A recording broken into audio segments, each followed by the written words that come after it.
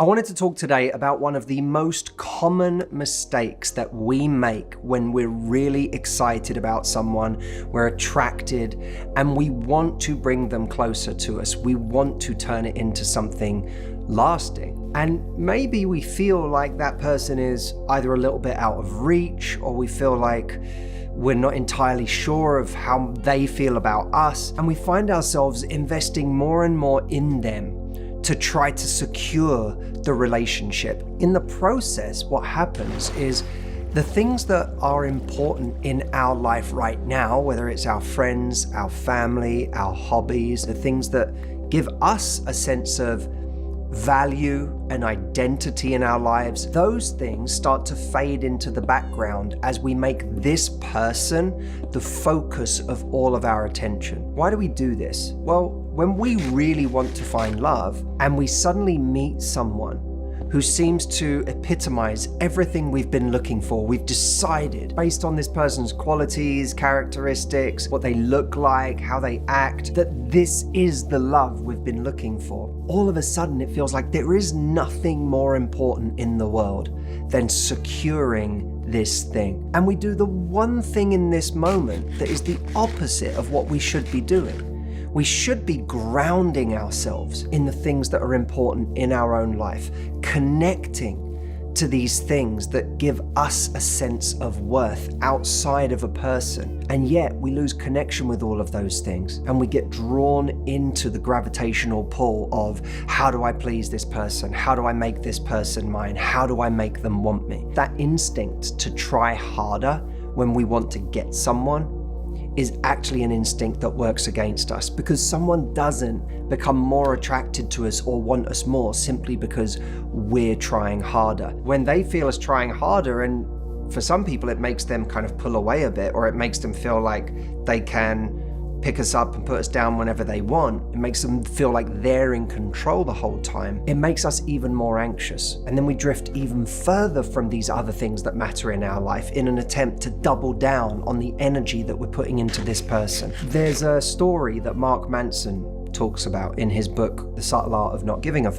And he tells this story of a guy called David Mustaine who got kicked out of the band Metallica and went on to start the band Megadeth, which was a hugely successful band. David Mustaine is seen as one of the most influential people in his genre, and that band Megadeth went on to sell 25 million albums and tour the world several times. But he couldn't get it out of his mind that he would never be successful, truly successful, unless he was able to outdo what his old band Metallica was doing.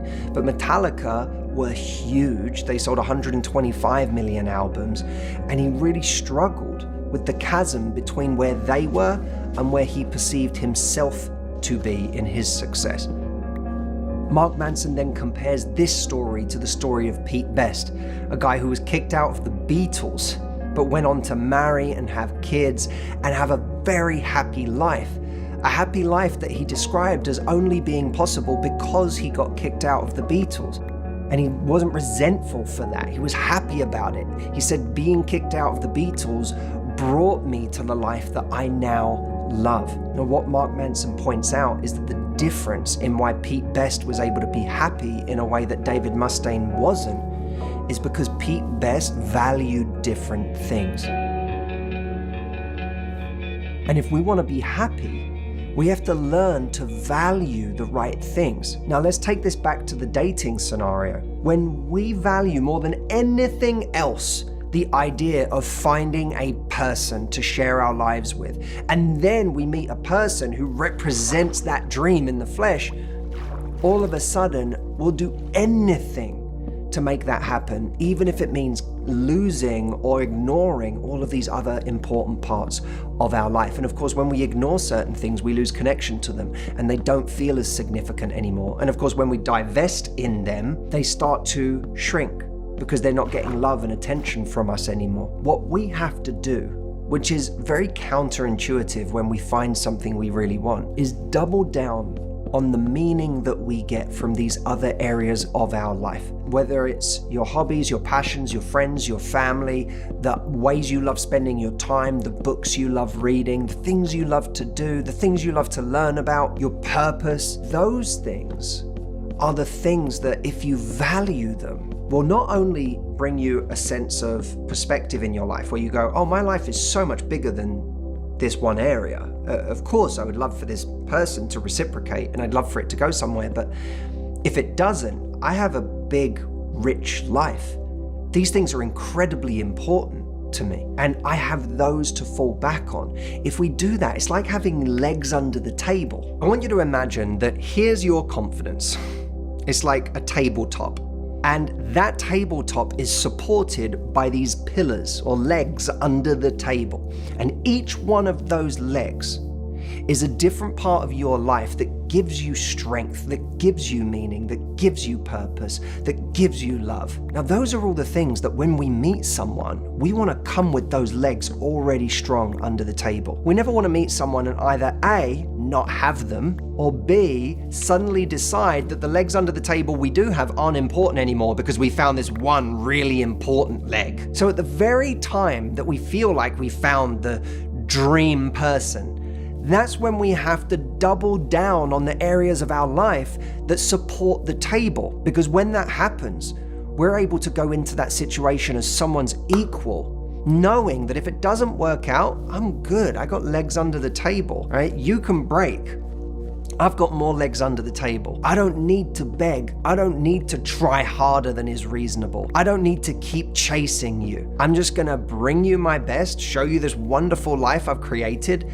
And if that's not enough for you, and if you don't give me enough, I don't need this. I like to think of confidence the same way we think of FU money. You know, when we think of someone who has FU money, what we really describe there is someone who has so much money that they can say no to anything that isn't right for them. Well, I like to think of FU confidence. FU confidence is when you have so many sturdy legs supporting the table of your confidence that if someone comes along that isn't right for you, either because they treat you badly or because they don't invest in you or they show that they're not sure of you or because you're not sure of them, you are able to say, no thank you, I'm good. Because you have so many other things in your life that give you meaning and richness and love and importance. You don't need that person, no matter how sexy they may be, however hot they may be, or successful or high status. You know that nothing could be so sexy that it becomes the most important thing in your life to the detriment of everything else. You could be sexy and still be wrong for me, and real confidence isn't the ability to say no to things you don't want. Real confidence is the ability to say no to things you do want when they're not right for you. So here's my message to you this week. If you meet someone who is attractive and they also represent the hope of adding a leg to the table, that is a really important one that you want to add to the table, do the counterintuitive thing. Keep investing in these other parts of your life that give you FU confidence, that give you the sense that you can say no at any point if this person isn't right for you, if they're not treating you the way that you want to be treated, or if they're not giving you much energy. They don't have to be behaving badly, they might just be not giving you much energy. And you realize this isn't enough. What this person is giving me isn't enough for me to keep going. Just because someone impressive comes into your life, it doesn't mean that your world isn't important. It doesn't mean that who you are isn't important. It doesn't even matter if someone comes into your life and they've achieved more than you externally in the tangible results they've gotten. They earned more money than you, or they achieved a certain level of status that you didn't. Whatever it may be. Or even that you just think that they're better looking than you are, right?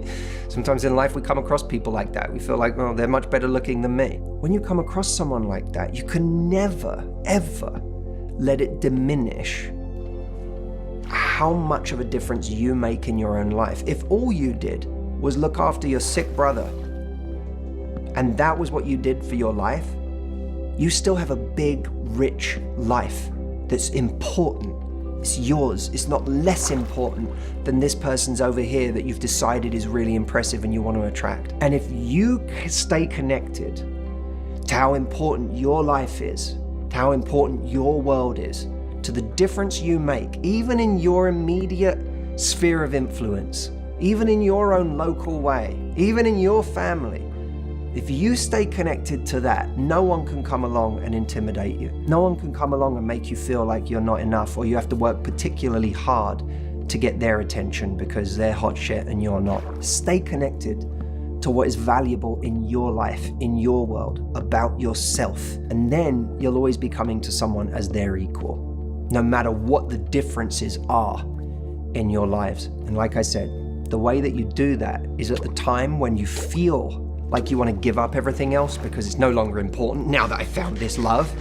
At that time, that's exactly the time where you have to double down on the things you love alongside falling for the person in front of you. Investing in yourself is something that makes this a reality. You can watch a video like this and it can give you a sense of, wow, that is really important, and I've made that mistake in the past. I've got lost in a relationship. I've allowed myself to be consumed by someone else. I have, in the moment I started liking someone, immediately started undervaluing myself and my life and what I bring to the table. If you've been in that position, you know it's about more than watching a video. What you have to do is train those muscles in your life. Invest in yourself. And the investment you make in yourself is the greatest investment you'll ever make, because people in life come and go. There's no guarantee that the person you start dating now that you fall in love with is still going to be in your life later on, but you'll still be in your life later on. Any investment you make in yourself is an investment that pays off for the rest of your life. Warren Buffett was asked, what's the greatest investment you've ever made? And he said, the investment I make in myself. When I've made investments in myself, those are the ones that pay dividends forever. Because no matter what situation you show up to, you bring yourself to that situation.